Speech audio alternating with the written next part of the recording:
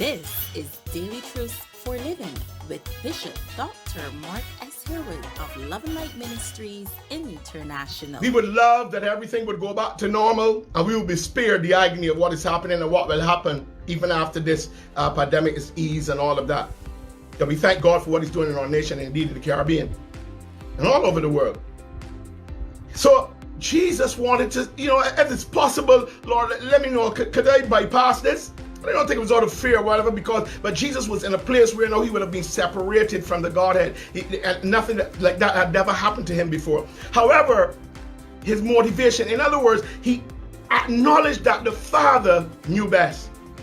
I say to us this morning that we too, in the midst of our own agony in this COVID-19 virus situation, we must look to the author and finisher of our faith.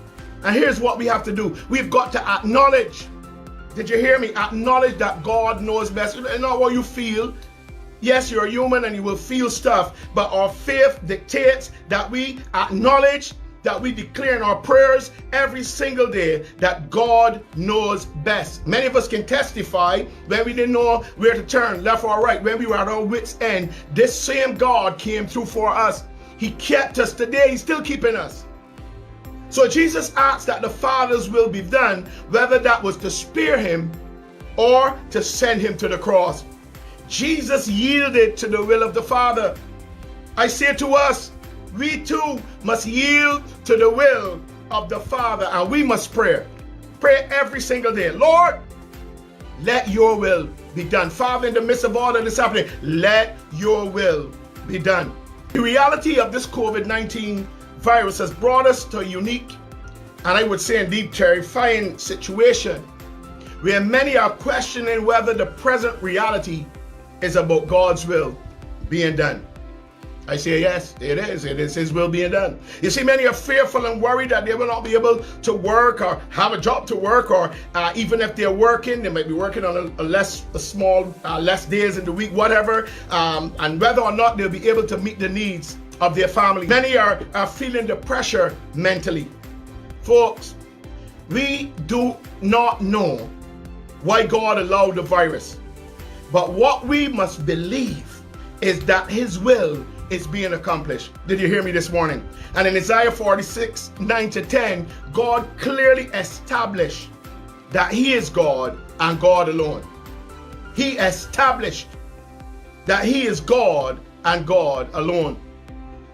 And He says this in Isaiah 46, 9-10, remember the things I have done in the past, for here's God speaking, declaring it, for I alone am God. I am God. Repeats it again, and there is none like me.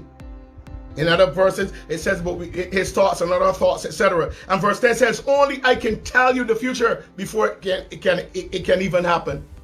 Oh, imagine that. Everything I plan, it will come to pass, for I do whatever I wish. And I want us to understand this when He says, for I do whatever I wish. It's not He's like doing what He wants and how He like, and He cares only about Himself and is all about Himself. God does whatever He wishes because He knows beginning to end. He says ever since that He has a plan for us, not to hurt us. He has a perfect plan for our lives. So we have to understand that in the midst of what is happening with this pandemic, that God is smack in the middle of it. Let us be real. Don't let us fool ourselves. We must establish in our hearts and in our minds that God knows everything. And I'm continuing on this vein because I recognize that people are still struggling. People are still doubtful. People are still fearful. I guess the flesh and the spirit is always warring, so that would happen. But we must establish in our hearts, you must for yourself in your own mind, that God knows everything and that God is in control of everything. Therefore, nothing has happened in the world before, happening now, or will happen in the future, that God is not in control and that He has not commanded, whether it is good, whether it is bad. God is in control. We need to open our mouths and say, Lord, Thy will be done. Understand this morning that God gives life. He takes life away. He brings death. He wounds and He heals. But understand this, His counsel will stand.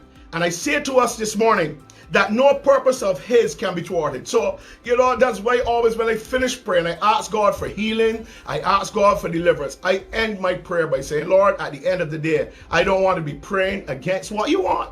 So, Father, I pray that thy will be done on earth as it is in heaven. Understand, Lord, if God has a plan to take you through something, you can pray. You need to pray. Pray for peace. Pray for God's wisdom and understanding and the ability to go through. But let me tell you something. If God's plan is for you to go through, you're not going around. You're not going over. You are going through it. Are you with me this morning? In Psalms 103:19, he says this. The Bible says, the Lord has made the heavens his throne, from where he rules over not some things, from where he rules everything. Folks, let's faith it. Let's believe. Let us continue to look to the Lord, who's the author and finisher of our faith. Stay tuned for another episode of Daily Truths for Living with Bishop Dr. Mark S. Harewood. God bless you.